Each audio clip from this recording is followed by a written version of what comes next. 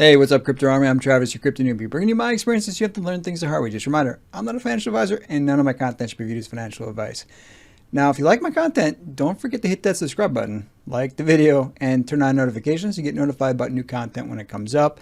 And if you like this particular video, then definitely make sure that you subscribe and like the video so that you get notified about any more content I do on this one, because I am going to do regular content on this project moving towards their launch date and then probably after as well, because I like the idea behind the project.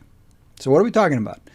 Well, today we're going to talk about Vault Finance. Now, Vault Finance is going to launch sometime towards the end of this quarter or into early third quarter. So you've got a lot of time to do your own research and to follow this project to see if it's something you're interested in investing in. Again, always do your own research. Never rely on anybody on YouTube to tell you anything about a project. Do your research. This should just be more information along with your own research. Don't get that confused. Don't just do everything that a YouTuber tells you about for investments. It's your money. Make sure that you're doing your own research. And again, never invest more money than you're willing to lose, because there's a lot of risk in the DeFi space. And if you've been paying attention to what's going on in the market, you've probably noticed that.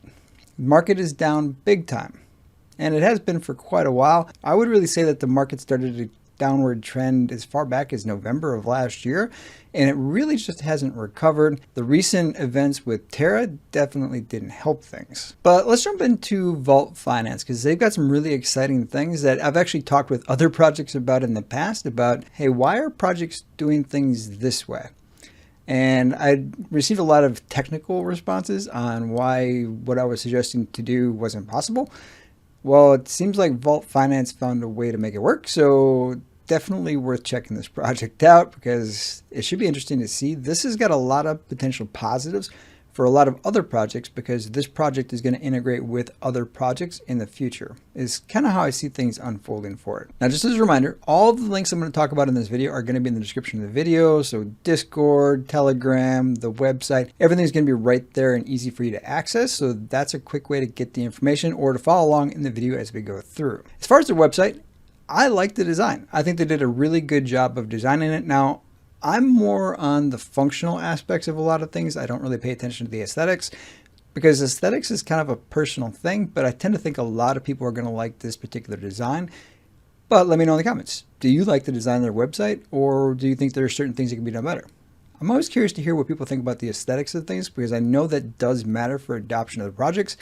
I look more for utility and function on just about everything. If it doesn't work and do what I need it to do, or something that I think solves a problem, I'm probably not going to be overly interested in it. So let's scroll down a little bit here. And right up front, you're going to see the big selling point of this token, at least the part that I liked. It's how they do their tokenomics.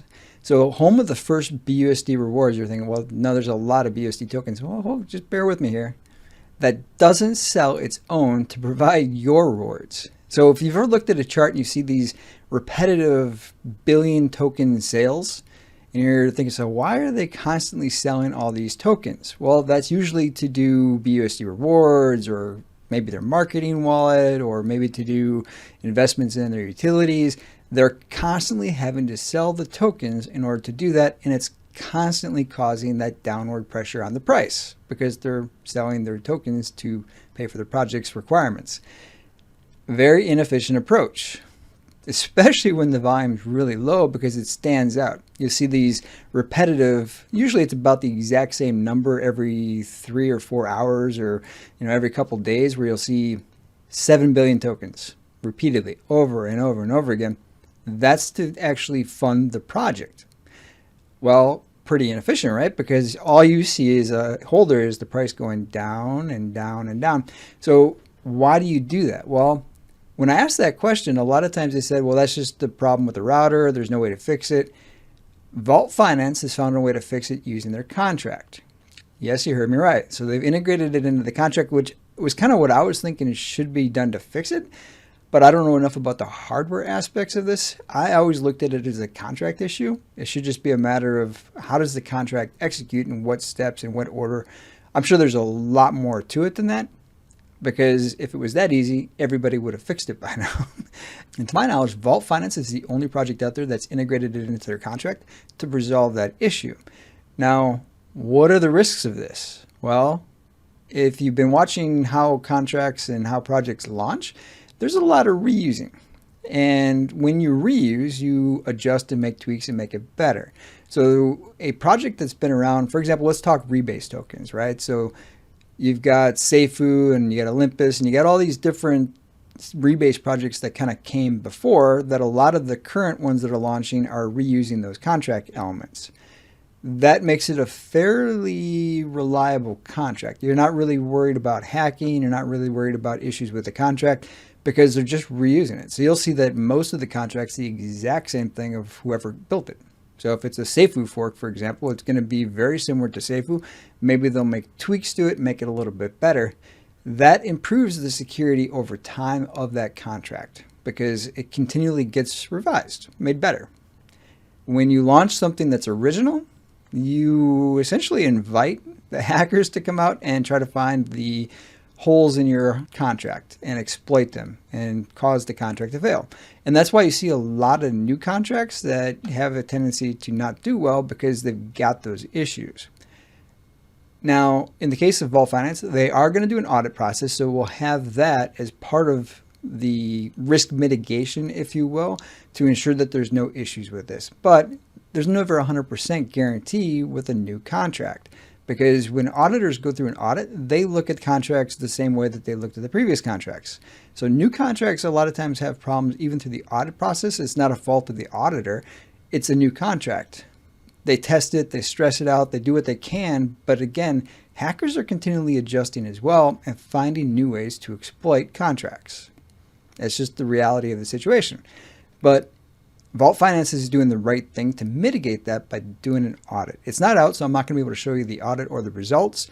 My recommendation to the team would be to do that first audit with whoever they end up using for the audit process, and then probably go to a bigger audit company down the road just to make sure that there's no issues in their contract. And I have a feeling, depending on how things go with the launch of this project, a lot of the investors in this project will appreciate that extra layer of risk mitigation just to ensure that there's not going to be some sort of an exploit to the contract down the road. And as you can see here, we will be 100% sell-less, not merely less sells, sell-less. So again, I don't know exactly how this contract is going to work. Kind of how I envision it is that when you pay in BNB or BUSD or whatever you use to buy this is a BNB, a BEP20 token. So it's going to be BNB or BUSD more than likely that you're going to buy this token with. The conversion is going to convert and give you back your tokens. And then everything else, whether it's BNB or BUSD or exactly how it works, is going to either stay that way or it's going to change into BUSD or whatever they're going to convert it into, not the actual token. So when they pull out and spend money on marketing or utilities, they're not going to have to convert the Vault token over in order to do that, whether it's your BUSD rewards or some other aspect of what they're trying to do with the project, which means, again, no selling pressure. That's pretty phenomenal.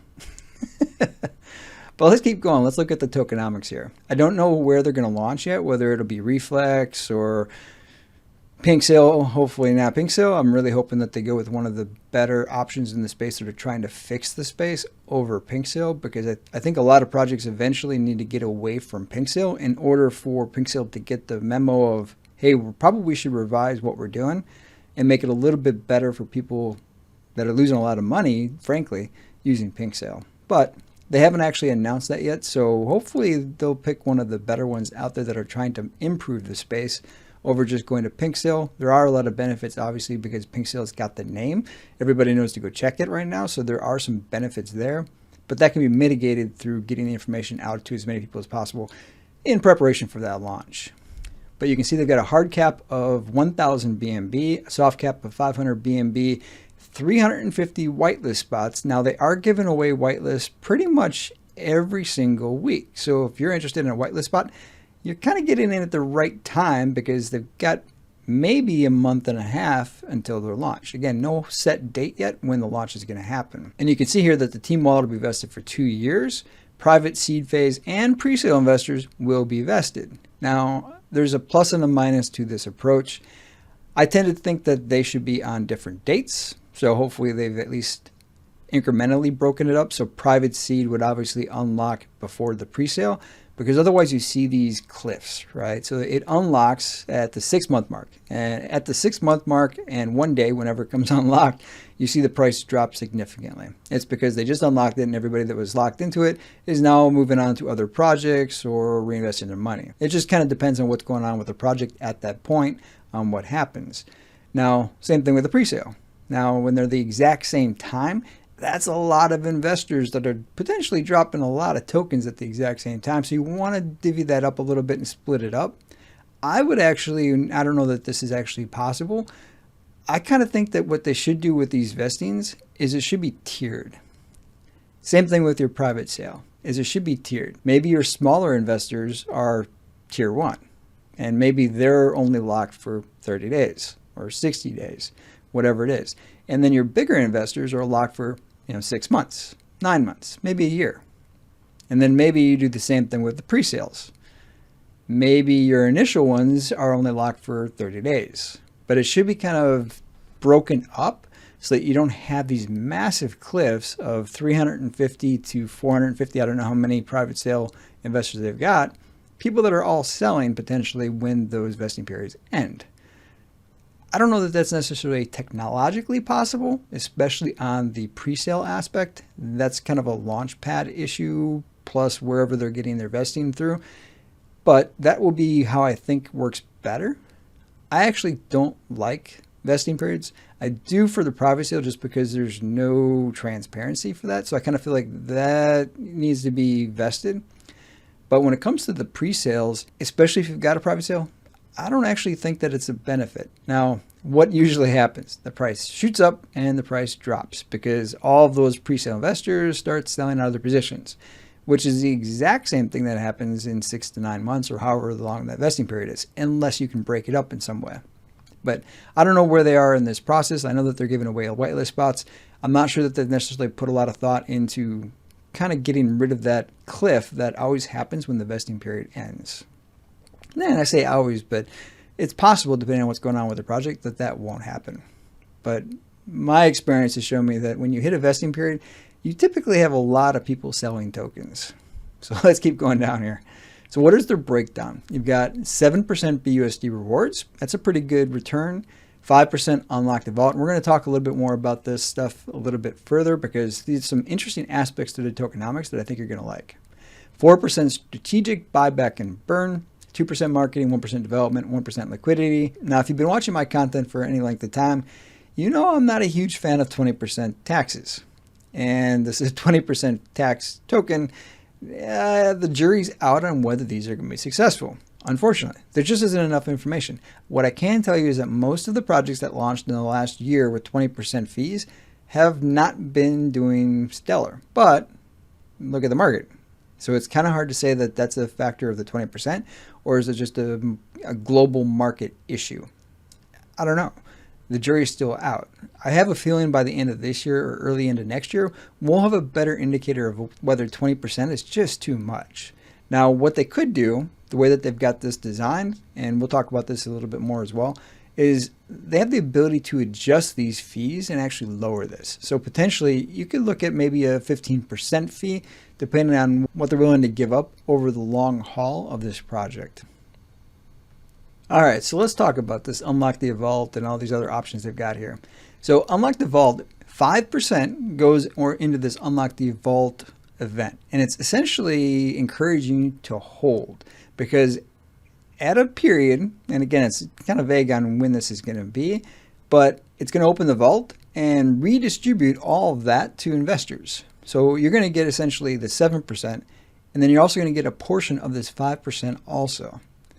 So it's kind of incentivizing holding because in order to get this, you have to be a holder. Pretty cool, right? Now, strategic buyback and burn, really all we're talking about is buyback and burn, but it's going to be strategically placed after, say, a big sell. So if you have a huge sell-off, they're going to buy back and bring the chart back. Now, this has been done on several fronts. I've seen a couple different projects do this. Sometimes it works really well, sometimes it doesn't. It just depends on the volume and how much that they actually get in here. A lot of times they end up dividing this into just a steady flow of buyback and burn. So it'll be interesting to see how this unfolds over the course of the project. Now, the diamond hand heist is kind of cool. I think it's a very inventive approach for keeping people holding for at least the first 60 days. So let's go ahead and take a look at this. In order to show gratitude towards our loyal holders, if you are still holding your Vault Finance tokens at day 30, you'll become eligible to receive additional tokens at day 60. A total of 100 trillion tokens will be split between the 60-day holders. I'm a holder. I don't typically sell.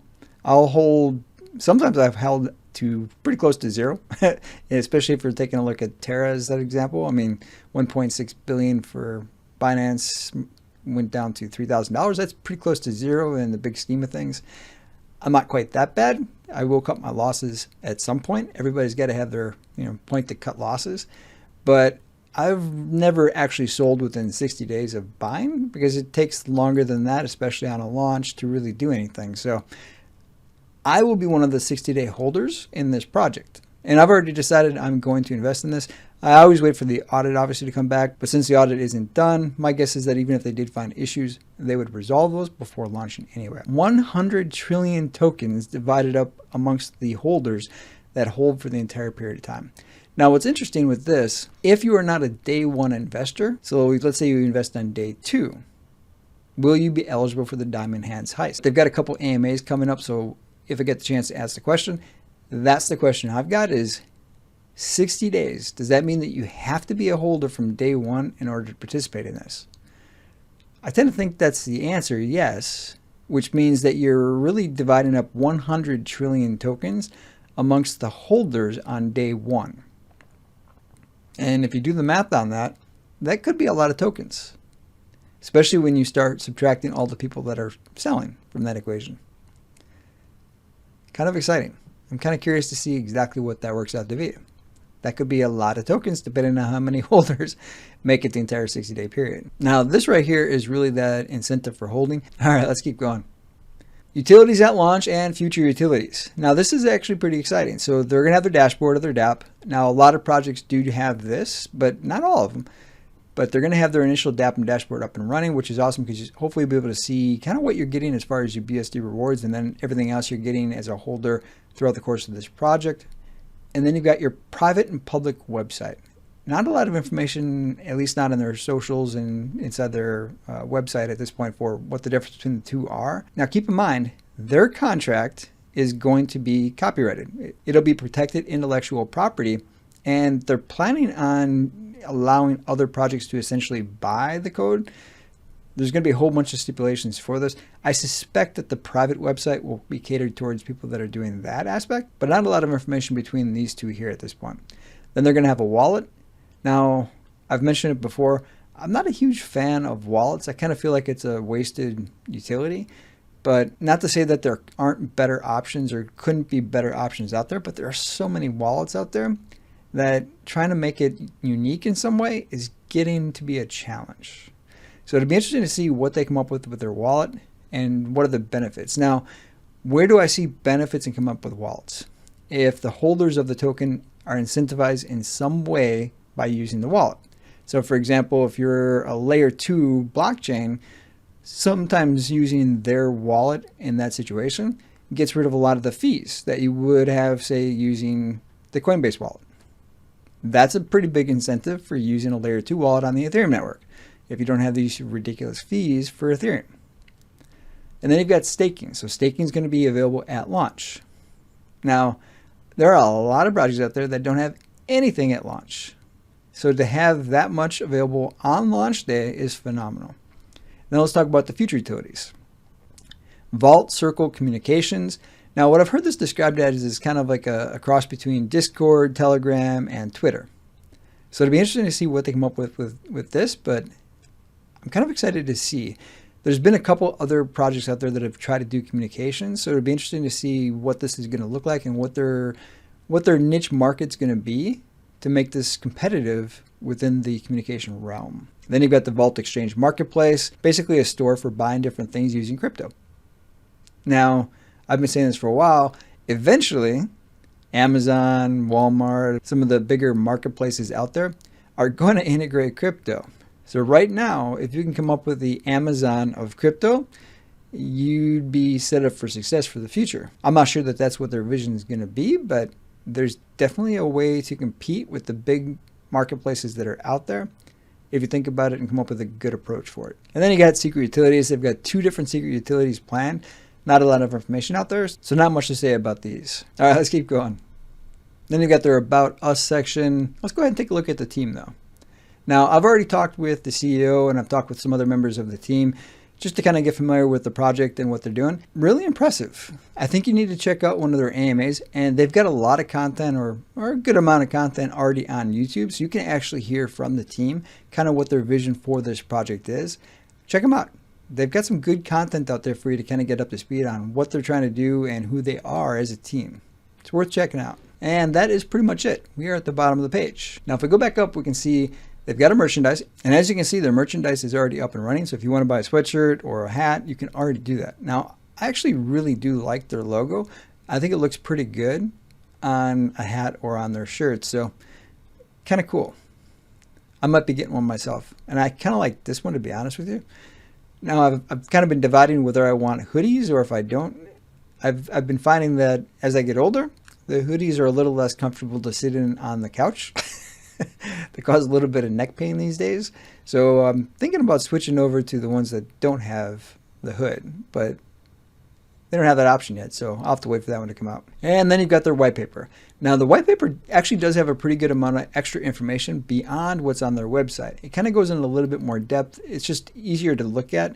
Now you can see on their website, they never once talked about their size. So they're going to have 1 quadrillion tokens for their total supply. And as you can see here, they've got 17% that's going to be burned. And then you can see the breakdown of everything else here as well. So a lot of good information on their white paper, but let's keep going. And then they talk a little bit about their contract. Now I did talk with their CEO a little bit about this. Now for other projects, they'll be able to, like I said, buy or in some way get access to this code so that they can use it for their projects on launch as well. If you're a project and you're interested in finding more information about this, definitely reach out to the team and ask questions.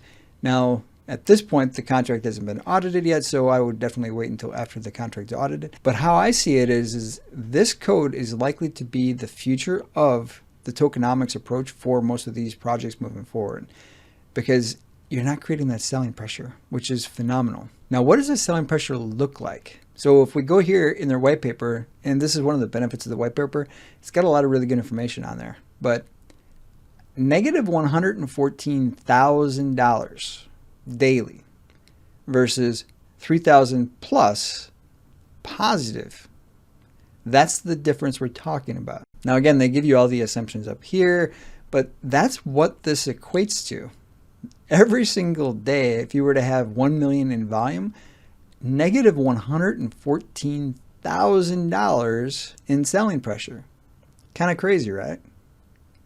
That's what they're fixing with their contract. Now we saw that the team is doxed and they've also been KYC'd. And if you were watching the Reflex AMA yesterday, you actually got to hear from the team on their process as well. This is what Reflex Finance is going to be using for their KYC processes moving forward. It's pretty phenomenal. Now, full disclosure, I did invest in this project also. I see a lot of potential for this project also. I just haven't covered it on my channel. Now, that's pretty much it for today. Hopefully you found the content helpful. There is going to be an AMA tomorrow, May 31st at 5 p.m. UTC in their Telegram. So if you're interested in hearing what this project has or potentially asking some questions, you can go ahead and jump on that AMA tomorrow to get more information. Now, there's going to be a lot of AMAs and a lot of opportunities to get more information from this team between now and their launch. And that's one of the reasons why I wanted to cover this project early on, was to give you that opportunity. Plus, I figured I'll ask, do you want me to continue covering this project? I plan on following this project, so it's easy enough for me to cover it. So let me know, is Vault Finance a project you're interested in investing in, or at least getting more information on moving forward? I plan on covering it right now because I think you're going to like it when you really think about the benefits of their contract and that they can sell that contract and how they fix the tokenomics to other future projects. Again, I don't know what that's going to translate to for volume for the project or how that money is going to be used. Those are some of the questions I still have for the team moving forward. There's not a lot of information on exactly how this is going to work. I figure they're still working those details, so I'm not in a rush to get the answers to those. But those are some of the questions I would have. Is the code being intellectual property effectively, so that other projects have to buy it, is potentially a pretty good revenue stream moving forward for this project. Now, is it going to be every single project out there decides to buy the code?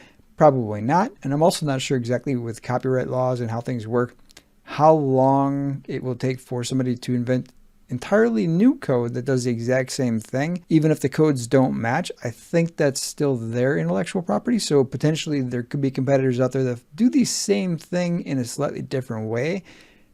So it's possible that code could get out there and be used, and then there's no value to the Vault Finance selling the code that they've got. Again, a lot of unknowns as far as how that process is going to work and what the long-term usage of the code will be for this project. And there's also some swaps that have essentially done kind of the same thing, but it's probably better to integrate it into the actual contract whenever possible. I do think that every swap should operate the exact same way if there's a way to fix this at the swap level. Now, just as a quick update for the channel moving forward, I did mention this in the AMA. A lot of questions recently about why I haven't been putting out as much content. Trust me, I would love to put out more content. Right now, I'm really focused on trying to retire and get another job. I've mentioned it several times over the last couple months that I'm in the process of retiring. My actual last day in the military is a couple days away. So I'm right at my retirement date, and I've been pushing pretty hard to kind of fill that post-retirement job requirement because I still need to have a job after I retire. In the last, say, 45-ish days, I've put in about 100 different resumes for jobs. So I've been very, very busy on the resume front.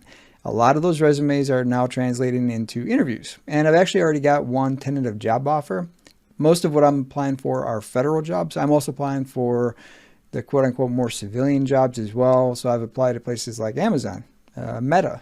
I've actually applied to quite a few very interesting organizations that are hiring right now. So I'm not entirely clear exactly what I'm going to get, potential job offers for, but I've definitely done my due diligence in applying for them. So hopefully one of them will work out. And again, I've already received a couple of job offers, but until it's an actual final job offer and I'm going into work on my first day. So I continue to push forward, putting in those resumes and trying to get those interviews just to make sure that I've got a job in the next couple months that I can go to. But that's kind of my focus right now. I do think in the next 2 to 3 weeks, I'll be back doing more regular content. Now, if I have to relocate and move to wherever this new job is going to be, which is right now, it's looking like we're probably going to have to move.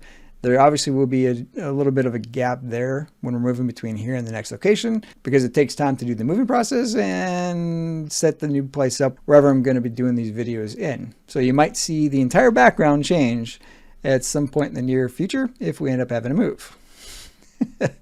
And I'm really, really hoping that this is my last move. I've moved about 15 times. I've lost count of how many times I've moved over the last 20 years, but it's a lot.